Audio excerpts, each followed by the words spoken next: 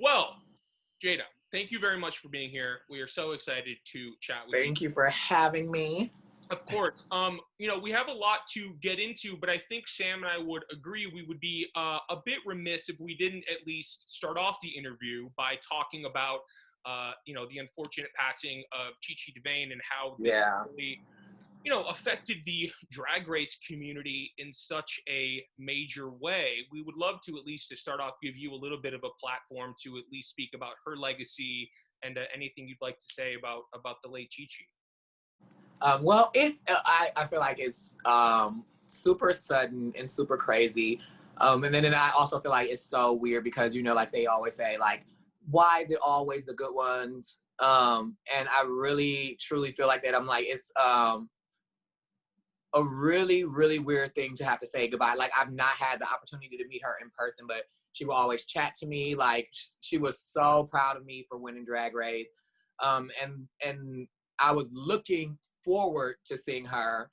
But I think that it's just important for us to know that, like, for everybody out there, like, if you are living your life right now, remember to live your life with kindness, compassion. I would tell you to dance because that's what she was really good at. But you know what? As a matter of fact, dance anyway. Even if you're not good at it, dance because that's something that she was really great at. And I think that if nothing else, we can take from like the morals and the way that she lived her life and apply it to ourselves and like live every single day like it's your last because you never know when it really will be. Yeah, that's a really great way to frame it. I absolutely will dance tonight. Yes. Please, but not in a club full of people. No. Just then you're gonna be dancing your way through the ER. Yeah. Absolutely. Jaida, what is the tea, as the kids say? How have you been? Obviously, these are unprecedented times. What an interesting time to be sort of like at a high in your career, to be the reigning queen. I wanted to win because I felt like if I compete this year, by the time that if hopefully I'll win, the world will be falling to pieces. And so you I think you saw all of this coming, Jaida. You didn't warn any of us.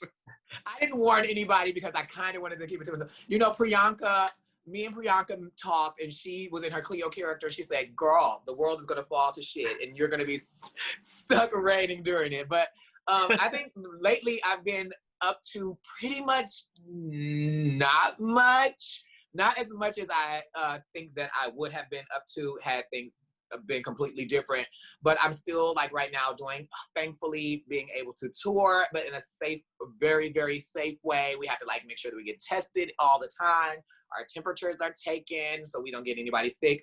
But I'm doing drive and drag show right now with Bossy Benson. So we've been traveling, doing our gigs on the show, doing our gigs on the road and stuff like that. And it's really cute, and I miss the stage a lot, so I'm glad about it. Well, I want to ask about these drive-through shows. It's obviously such a cool, unique pivot for the drag race community. What has that experience been like? How kind of awkward was it at the beginning?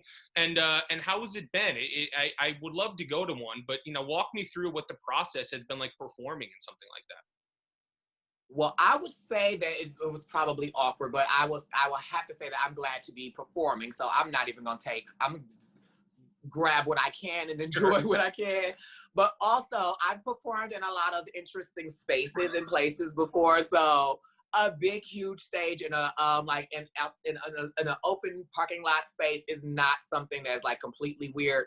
But I did think that at first I was like, well, I wonder how will people like see the show, like how will it make sense? But it's actually a really good show, and like people come out, and like I think what's most important is that we get a chance to get on stage and do what we love to do the most, and I'm glad for that. But then also the audience is super pumped all the time because they get an opportunity to get out of the house and get to see some drag, which they love, and then especially like girls that they know from the show. Sure. It just all works together. Totally. I mean, it sounds fun, and like everybody loves watching drag. But I'm curious, what are the weirder drag venues that you have performed in? Oh my God. A funeral? One time, I mean, like the weirdest venue that I ever did drag it was like a straight bar, and it was like so tiny, like They're like, you can stand in front of the stage and like in front of the bar, and literally it was like a crowd, probably as much space as like I am right now and the phone is from me, was like the people. And I'm like standing there on the side of the stage, just kind of like moving side to side in front of the bar. I was like, this is so awkward and uncomfortable. And you couldn't live, like sometimes I'll lip sync and mouth the words, but sing it too. And mama, it was not cute. It would have definitely broke like quarantine, social distance protocols. What did you perform in this straight bar? What music did you bring to them? Usually I love to do like, I try to switch it up, so I do like something that's more like sultry and sexy, but then I always do like something fun and upbeat. And that day I was doing my favorite song, Kesha. Love. And I was like, that was the first song, because I came right in and they took us downstairs and like, oh, the stage is gonna give you some great space. You'll be right in front, up front. And so I'm like, okay, let's do Kesha first. Let's get the crowd pumped up. And I come upstairs, I'm like, I hear your heartbeat. Could you please back up a little bit? Well, if it's any consolation, I'm sure everybody in that bar still talks about that night, and that is a story that they probably tell people. So you made an impact one way or another, Jaida. Me too. Yeah, I'm sure. Well, something that we loved about season 12 is it was so evident that the cast really liked each other, right? And you guys really fell in love with each other. I saw that you, Crystal, and Gigi were together recently. The bond that all of you in the cast made was palpable through the screen. How did you guys love each other so much, and what made you guys click? We actually did. And you know what? I think what made us click, I don't really think that it was like a natural, like, wow, you're amazing. I think when you come into a competition, the first thing is that people like pull out the claws, because it's like, girl, I have to step on this girl to get here. And I think like over the years, if you've done your research with Drag Race, you know that it's less about, I mean, it's important to win, but it's more about what you make of the opportunity. So I think like our cast, it was like, girl, you know what? We can be here and we can be competitive.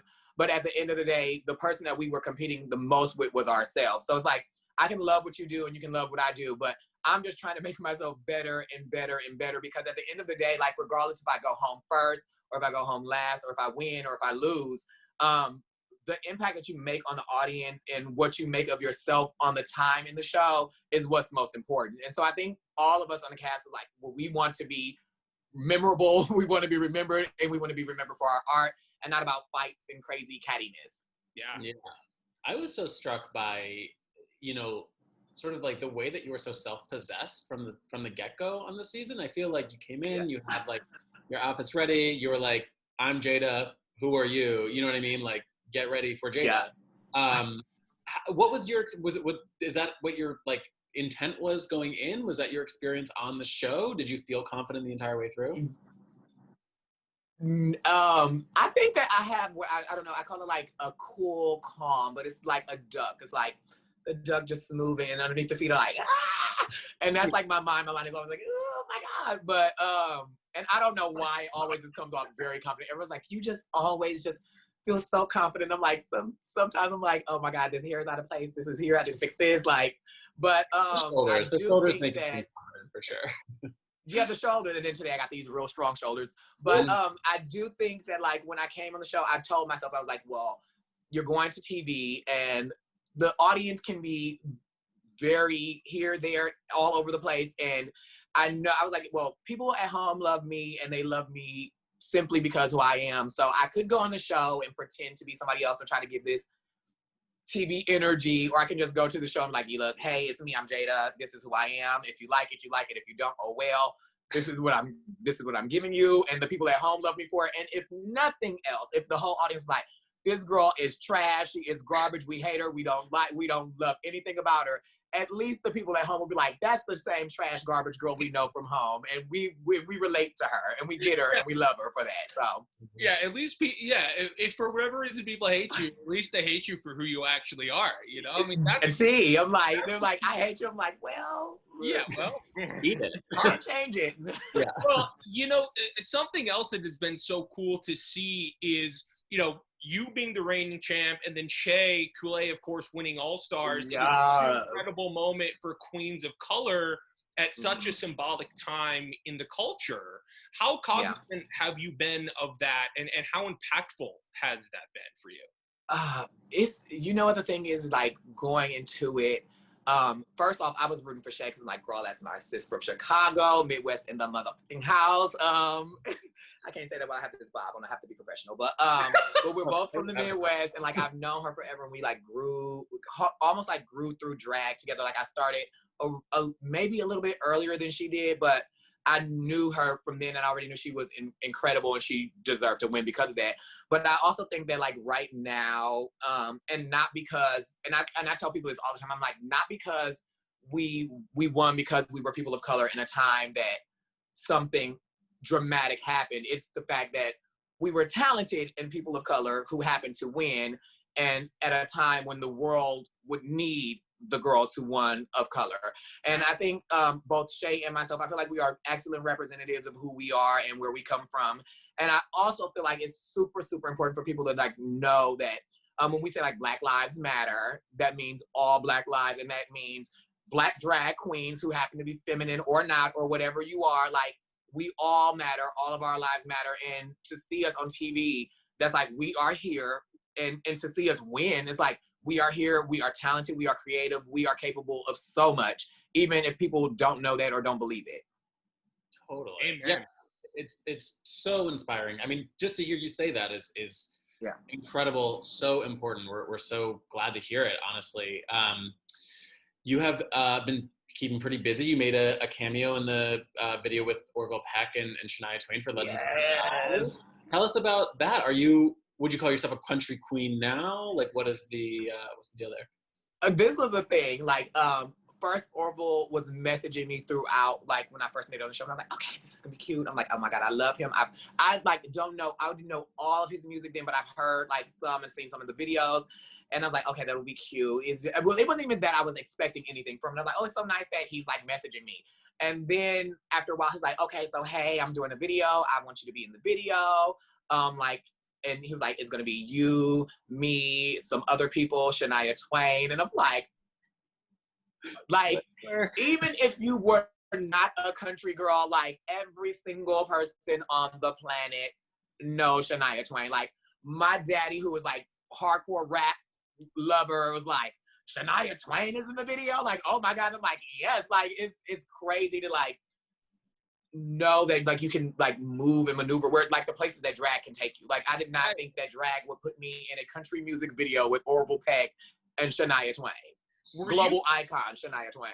Well, global icon Jaida Essence Hall. Were you on set with Shania at the same time? Yes. Did you? Yeah. Well, and it was so intimidating. But what was she like? What did she smell like? What? We were socially distanced enough that I could not smell her perfume, okay. But I definitely feel like she smells like a lot of money. I imagined what she would smell like all the way from a distance. But to see her on stage, like her energy was like, because we saw them like take after take after take, and she was still like giving this energy. And then it makes you like, even with Orville, because he did like this slide across the floor on his knees. And I was like, how many times are you going to do that? You're going to need new knees. But it's incredible to see like people that you look up to and like you see on TV all the time, like work so hard and be so like talented and driven. And like, to me, I feel like that's just the craziest part of it all, was to be like, wow, what do you imagine Shania Twain would do on a work day? Like, you know what I mean? Like, and I actually got to see Shania Twain work and work really hard and look good doing it. Mm-hmm. God bless Shania. God bless Shania. I love her. And she's like the drag anthem. Like, I don't know any single drag queen that's not done Man I Feel Like a Woman. Right, well, that's what I was going to say, too. It's like, I think she probably sees somebody like you and recognizes your game, because Shania, she's essentially been a persona for 30 some odd years, right? I mean, she's been putting on wigs and putting on costumes and getting on these stages, you know, just as long as anyone. And slaying it. I know. I think she probably sees somebody like And then I found out, like, well, I didn't know that Shania was from Canada. Yes. But both Orville and Shania are from Canada. So I'm like, maybe I'm also from Canada. Yeah. And just didn't know it. Okay. Yeah.